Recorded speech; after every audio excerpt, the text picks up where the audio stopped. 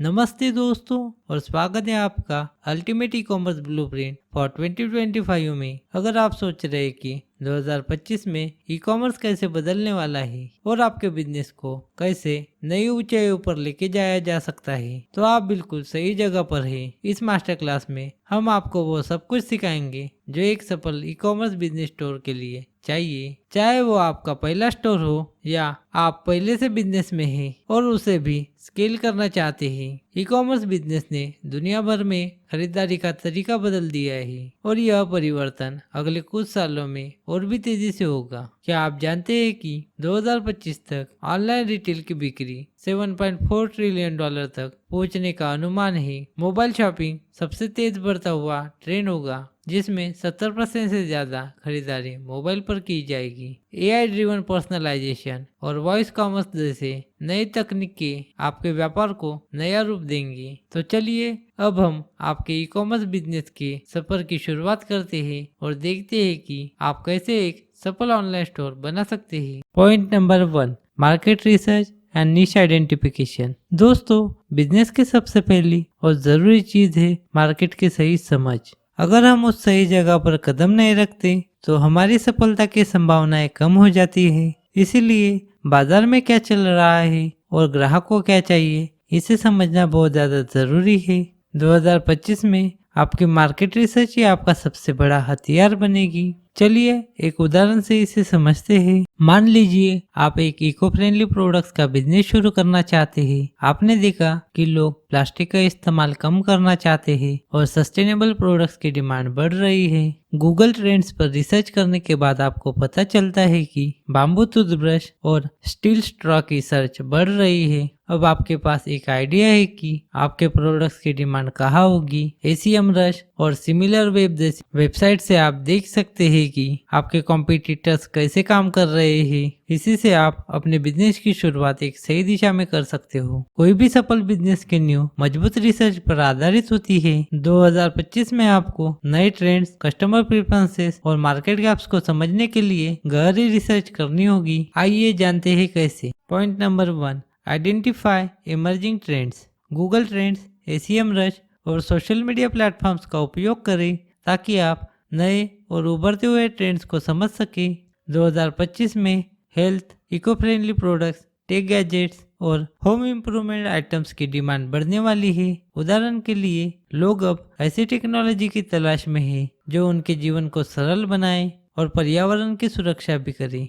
Point number 2, competition analysis. Similar web और एचरेफ जैसे tool से अपने कॉम्पिटिटर्स का गहराई से अध्ययन करें। उनके बिजनेस मॉडल, कस्टमर बेस और उनके स्ट्रेंथ और वीकनेसेस को समझना महत्वपूर्ण है। कॉम्पिटिटर्स की प्राइसिंग स्ट्रैटेजी और उनके वेबसाइट पर कस्टमर रिव्यूज को ध्यान से पढ़ें। इससे आपको कस्टमर के पेन पॉइंट्स का आइडिया मिलेगा और उन पर आप काम कर सकते हैं और अपने प्रोडक्ट्स को इम्प्रूव कर सकते हैं। Point number 3, customers need. Surveys, focus group और सोशल मीडिया पोलिंग का इस्तेमाल करें। अपने टारगेट ऑडियंस की जरूरतों को समझें। सही तरीके से निश प्रोडक्ट को आइडेंटिफाई करने से आप एक मजबूत मार्केट प्रेजेंस बना सकते हैं। अगर आप कस्टमर की जरूरतों को पूरा कर सकते हैं तो आपका बिजनेस सफल होगा। Point number 2, business plan development. अब आपने मार्केट रिसर्च कंप्लीट कर ली है तो अगला कदम है एक सॉलिड बिजनेस प्लान बनाना। एक शानदार बिजनेस की नींव उसी समय रखी जाती है जब आपके पास क्लियर विजन और स्ट्रैटेजी हो। आइए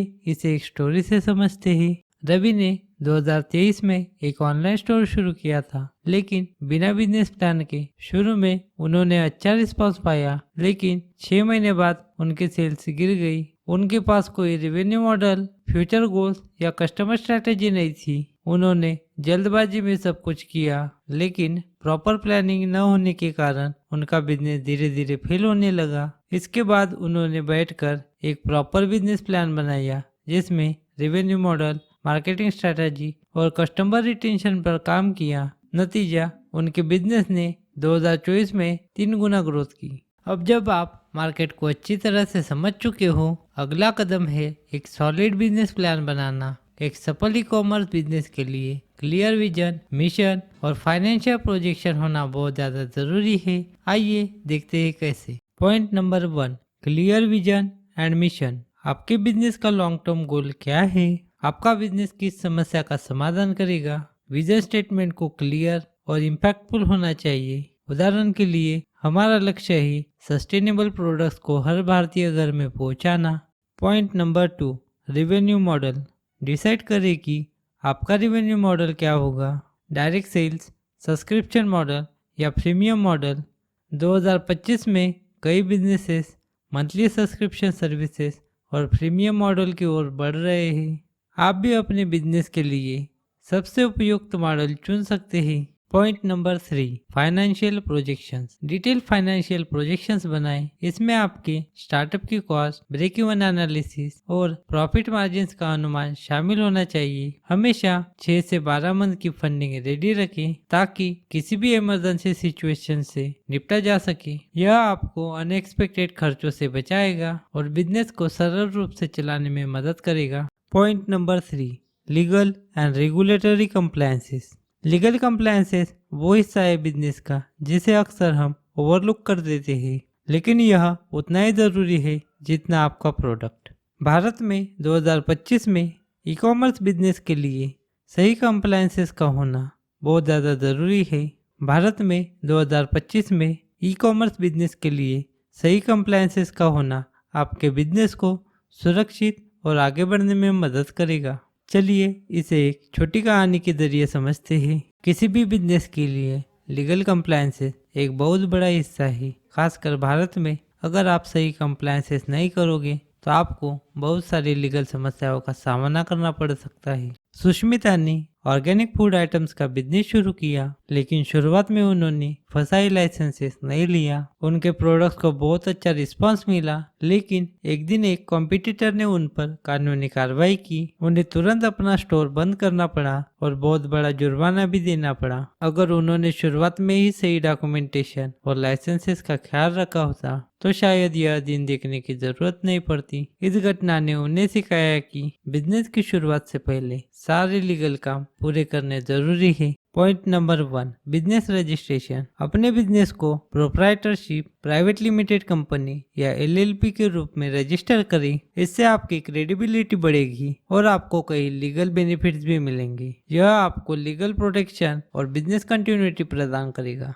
point number 2, licences and permits. GST registration, FSSAI licence. अगर आप फूड प्रोडक्ट्स बेच रहे हैं तो और अन्य जरूरी लाइसेंस ले लें। सही लाइसेंसेस और परमिट्स न होने पर आपको लीगल ट्रबल का सामना करना पड़ सकता है। अपने प्रोडक्ट से रिलेटेड अच्छे से मार्केट रिसर्च कर ले और ज़रूरी लाइसेंस ले ले ताकि आगे जाकर आपको किसी भी लीगल प्रॉब्लम का सामना न करना पड़े। Point number 3, data protection laws. 2025 में डेटा सुरक्षा पर अधिक ध्यान दिया जाएगा। पर्सनल डेटा प्रोटेक्शन बिल के तहत आपको अपने कस्टमर का डेटा सुरक्षित रखना होगा। अपने वेबसाइट पे अपने प्रोडक्ट से रिलेटेड अपनी टर्म्स और कंडीशन, रिफंड पॉलिसीज और प्राइवेसी पॉलिसी को अपने वेबसाइट पर प्रोमिनेंटली डिस्प्ले करें ताकि आपके कस्टमर को खरीदते वक्त कोई भी दिक्कत ना हो, अपने डेटा से रिलेटेड कोई भी इनसिक्योरिटी ना हो और उनको लगे कि उनका डेटा सुरक्षित है। Point number 4, product sourcing and inventory management. आपका प्रोडक्ट ही आपका सबसे बड़ा स्ट्रेंथ होता है, लेकिन प्रोडक्ट की अवेलेबिलिटी और उसकी क्वालिटी को मेंटेन करना उतना ही मुश्किल काम है। इसीलिए आपको एक मजबूत सप्लाई चेन और इन्वेंट्री मैनेजमेंट सिस्टम की जरूरत होगी। राहुल ने 2022 में हैंडक्राफ्टेड शूज का बिजनेस शुरू किया, लेकिन उन्होंने शुरुआत में इन्वेंट्री मैनेजमेंट पर ध्यान नहीं दिया। उनके पास कभी ज्यादा स्टॉक हो जाता था और कभी कुछ स्टाइल्स में स्टॉक आउट हो जाता था। इससे उन्हें कई कस्टमर्स को खोना पड़ा। बाद में उन्होंने इन्वेंट्री मैनेजमेंट सिस्टम का सॉफ्टवेयर यूज करना शुरू किया, जिससे उनके स्टॉक का ट्रैकिंग रियल टाइम में होने लगा। सॉफ्टवेयर की मदद से उनके बिजनेस के ऑपरेशन स्मूथ हो गए और वो कस्टमर को हमेशा टाइमली डिलीवरी देने लगे। ई कॉमर्स बिजनेस की सफलता के लिए आपकी प्रोडक्ट की सप्लाई चेन स्मूथ और एफिशिएंट होनी चाहिए। आइए जानते हैं कैसे। Point number 1, reliable supplier. Local supplier के साथ अच्छे रिलेशंस बनाएं ताकि आपके पास प्रोडक्ट का कंसिस्टेंट सप्लाई रहे। इससे आपकी कॉस्ट सेविंग होगी और फास्टर डिलीवरीज में मदद मिलेगी। आप अलीबाबा, इंडिया मार्ट जैसे प्लेटफॉर्म पर भी आप सप्लायर्स को खोज सकते हो और अपने प्रोडक्ट की सप्लाई को स्मूथ रख सकते हो। Point number 2, inventory management. जो इन्वेंट्री या ट्रेडगी को जैसे सॉफ्टवेयर का इस्तेमाल करें ताकि आप रियल टाइम स्टॉक लेवल्स को ट्रैक कर सको। इससे आप ओवर स्टॉकिंग और स्टॉक आउट्स को अवॉइड कर सकते हो। एक रोबस्ट इन्वेंट्री मैनेजमेंट सिस्टम आपके बिजनेस ऑपरेशंस को स्ट्रीमलाइन रखेगा और आपके कस्टमर सेटिस्फेक्शन को बढ़ाएगा। Point number 3, quality control. एक स्ट्रॉन्ग क्वालिटी कंट्रोल प्रोसेस रखें ताकि आपके प्रोडक्ट्स हमेशा कंसिस्टेंट और हाई क्वालिटी हो। इससे आपके कस्टमर सेटिस्फेक्शन और रिटेंशन दोनों बढ़ेंगे। क्वालिटी कंट्रोल के लिए रेगुलर इंस्पेक्शंस और प्रोडक्ट टेस्टिंग आवश्यक है। Point number 5, e commerce platform development. अब बारी आती है आपके स्टोर को ऑनलाइन लाने की, लेकिन याद रखें कि आपकी वेबसाइट सिर्फ ऑनलाइन स्टोर नहीं बल्कि आपके ब्रांड का चेहरा है। इसलिए इसका यूजर फ्रेंडली और मोबाइल रिस्पॉन्सिव होना बहुत ज्यादा जरूरी है।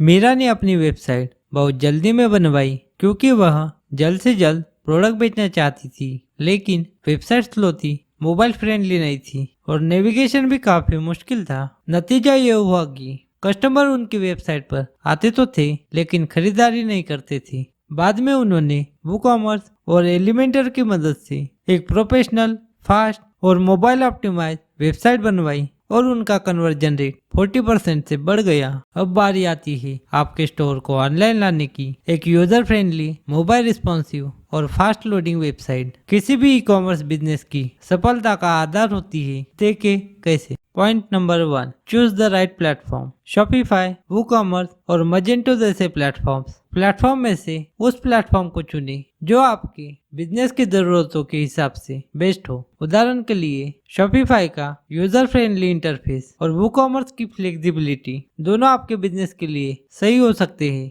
Point number 2, user experience. आपकी वेबसाइट को इंट्यूटिव और इजी टू नेविगेट बनाएं। मोबाइल ऑप्टिमाइजेशन का खास ख्याल रखें क्योंकि 2025 में ज्यादातर शॉपिंग मोबाइल डिवाइस पर हो रही है। रिस्पॉन्सिव डिजाइन से आपकी वेबसाइट सभी डिवाइसेस पर अच्छे से काम करेगी। Point number 3, payment gateways. Secure payment gateways जैसे रोजर पे, पेटीएम, यूपीआई, फोन पे को इंटीग्रेट करें ताकि आपके कस्टमर के पास मल्टीपल पेमेंट ऑप्शंस हो। इससे आपके कस्टमर्स की कन्वीनियंस बढ़ेगी और पेमेंट प्रोसेसिंग स्मूथर होगी। Point number 6, digital marketing strategy. Digital marketing आज के समय में सबसे बड़ा गेम चेंजर है, लेकिन सिर्फ सोशल मीडिया पर पोस्ट डाल देना काफी नहीं है। आपको एक वेल स्ट्रक्चर और well thought out digital marketing strategy की जरूरत है। डिजिटल मार्केटिंग के बिना कोई भी ई कॉमर्स बिजनेस सफल नहीं हो सकता। इसीलिए एक कॉम्प्रिहेंसिव डिजिटल मार्केटिंग स्ट्रेटजी बनाना बहुत ज्यादा जरूरी है। आइए जानते हैं कैसे। पॉइंट नंबर 1, SEO यानी कि सर्च इंजन ऑप्टिमाइजेशन। अपने वेबसाइट को सर्च इंजन के लिए ऑप्टिमाइज करें, टारगेटेड कीवर्ड्स का इस्तेमाल करें और क्वालिटी कंटेंट लिखें। SEO से आपके वेबसाइट की विजिबिलिटी बढ़ेगी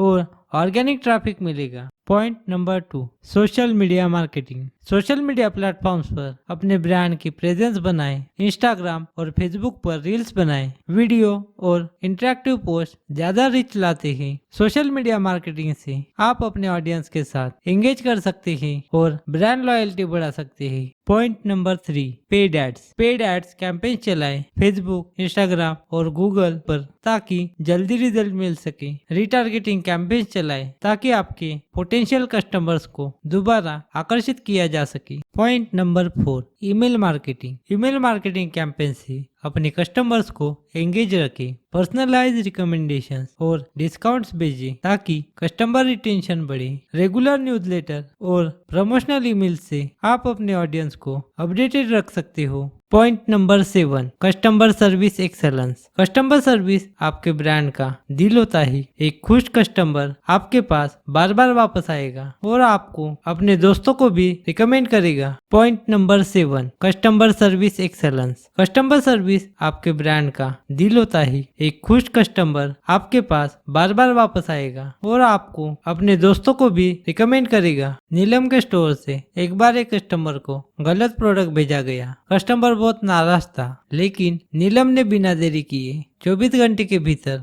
उसे सही प्रोडक्ट भेजा और साथ ही कुछ कॉम्प्लीमेंट्री आइटम्स भी दिए। कस्टमर ने उनकी इतनी अच्छी सर्विस देखकर उनके स्टोर की बहुत तारीफ की और अपने सोशल मीडिया पर पोस्ट भी किया। इससे नीलम के बिजनेस को और कस्टमर्स मिले। कस्टमर सर्विस आपके ब्रांड की रेपुटेशन और लॉयल्टी के लिए बहुत ही अहम है।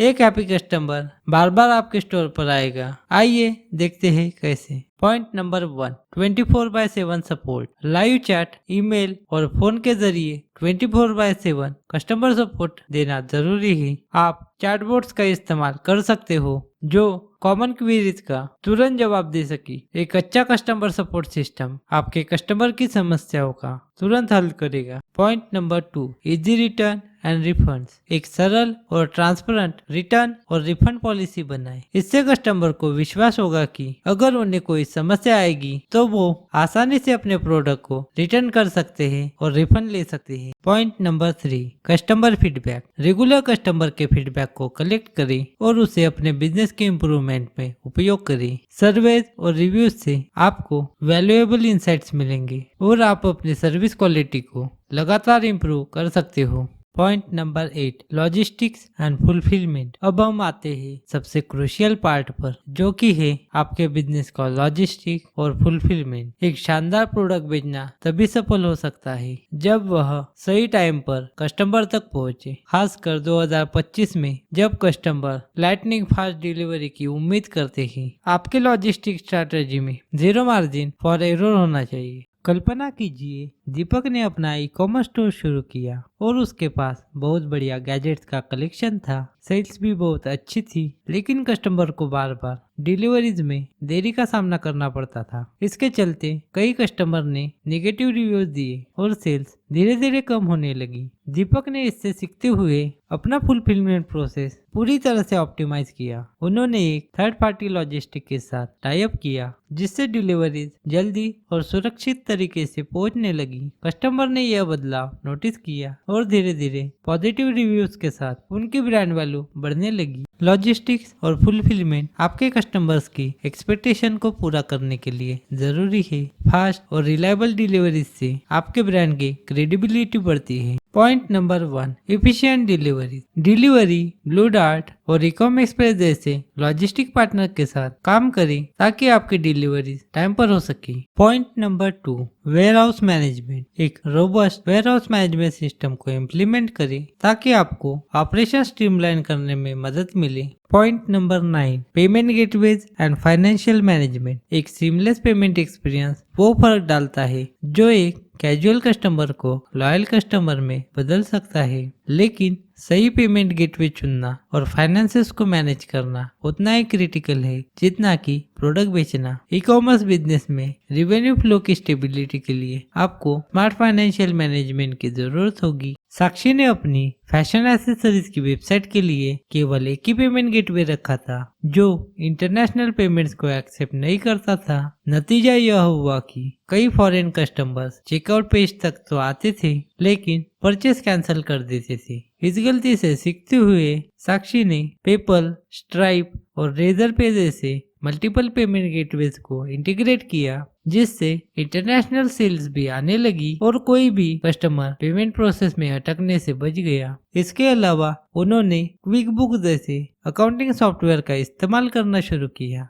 जिससे उनके सारे ट्रांजैक्शन ट्रैक हो जाते थे और फाइनेंशियल्स का सही से मैनेजमेंट हो रहा था। 2025 में कस्टमर कई पेमेंट ऑप्शंस की उम्मीद करेंगे, इसीलिए आपके पास रेजर पे, Paytm, UPI, credit card, debit card और वॉलेट्स को इंटीग्रेट करना बहुत ज्यादा जरूरी है। इसके अलावा टैली, क्विक बुक्स या जोबुक जैसे अकाउंटिंग सॉफ्टवेयर से अपने फाइनेंशियल्स को स्ट्रीमलाइन रखें। इससे आप अपने कैश फ्लो को अच्छे से मैनेज कर पाओगे और टैक्स सीजन में भी दिक्कतें नहीं होंगी। Point number 10, scaling your business through automation. जब आपका ई कॉमर्स बिजनेस एक स्टेडी ग्रोथ पर पहुंच जाता है तो अगला कदम है उसे स्केल करना। 2025 में बिजनेस को स्केल करने का सबसे बढ़िया तरीका है ऑटोमेशन। 2025 में आप जितने प्रोसेसेस को ऑटोमेट कर पाओगे उतना ही आपका समय बचेगा और आपकी इफिशियंसी बढ़ेगी।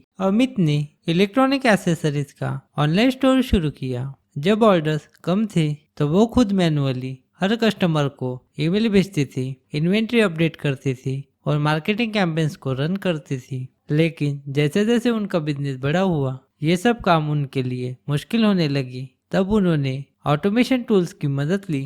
उन्होंने HubSpot CRM से अपने सारे कस्टमर्स के इंटरेक्शंस को ऑटोमेट किया, क्लावियो के साथ ऑटोमेटेड ईमेल सीक्वेंस सेट किए और ज़ैपियर का इस्तेमाल करके ऑर्डर कंफर्मेशंस, शिपिंग नोटिफिकेशंस और फीडबैक रिक्वेस्ट को ऑटोमेट किया। इससे उनके ऑपरेशंस का बोझा हल्का हो गया और उनकी इफिशियंसी 3 गुना बढ़ गई। अब उनके पास ज़्यादा समय था नए प्रोडक्ट्स पर फोकस करने का। अब जब आपका बिजनेस चल रहा है, स्केलिंग और ग्रोथ की दिशा में काम करना जरूरी है। आइए जानते हैं कैसे। Point number 2, automation and technology. Automation tools का इस्तेमाल करें, जैसे CRM system, email marketing automation और इन्वेंट्री मैनेजमेंट सॉफ्टवेयर, ताकि ऑपरेशन ज्यादा एफिशिएंट बन सके। Point number 3, continuous learning. Market trends और कंज्यूमर प्रेफरेंस के साथ हमेशा अपडेटेड रहे। रेगुलरली इंडस्ट्री वेबिनार्स, वर्कशॉप्स और कोर्सेज में भाग लें, ताकि आप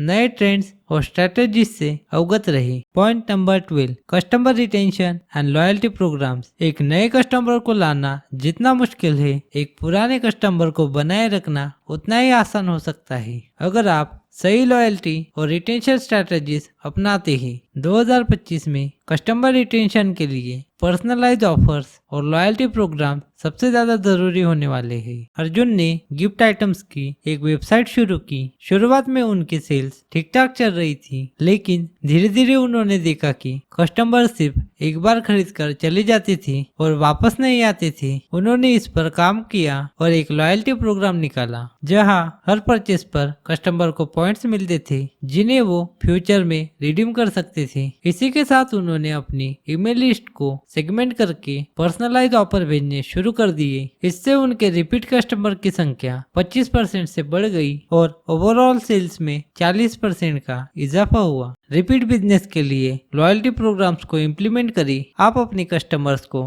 पॉइंट बेस्ड रिवॉर्ड्स या एक्सक्लूसिव डिस्काउंट के जरिए अट्रैक्ट कर सकते हैं। इसी के साथ ही पर्सनलाइज ईमेल कैंपेन्स के जरिए आप अपने कस्टमर्स को एंगेज रख सकते हैं और उनके खरीदारी का अनुभव बेहतर कर सकते हैं। इसी के साथ पर्सनलाइज ईमेल कैंपेन्स के जरिए अपने कस्टमर्स को एंगेज रखें और उनके खरीदारी का अनुभव बेहतर बनाएं। सुधा ने 2023 में अपनी ऑर्गेनिक स्किन केयर लाइन शुरू की थी। शुरुआत में उन्हें कई चैलेंजेस का सामना करना पड़ा, लेकिन धीरे धीरे उन्होंने इन सभी स्ट्रैटेजीज को इम्प्लीमेंट किया और आज 2025 में उनका बिजनेस पूरे भारत में मशहूर हो चुका है और उनका रेवेन्यू 10 गुना बढ़ चुका है। सुधा का कहना है कि सही प्लानिंग, एग्जीक्यूशन और कस्टमर को सबसे ऊपर रखना ही उनकी सफलता की चाबी है। अगर आपको यह गाइड पसंद आई हो और आप अपने बिजनेस के लिए एक्शनेबल इंसाइट लेकर जा रहे हो, तो इसे अपने दोस्तों को और रिलेटिव्स के साथ